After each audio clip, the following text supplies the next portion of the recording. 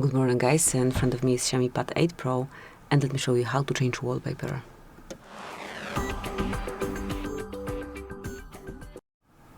So at first, let's open the settings. Then find and select personalization.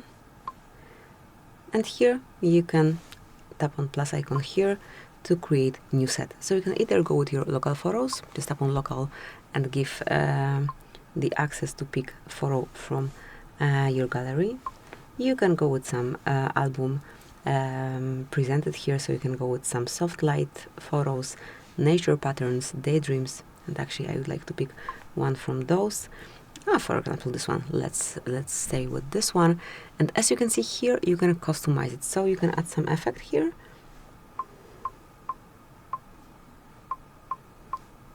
And let's stick with grooves for the lock screen.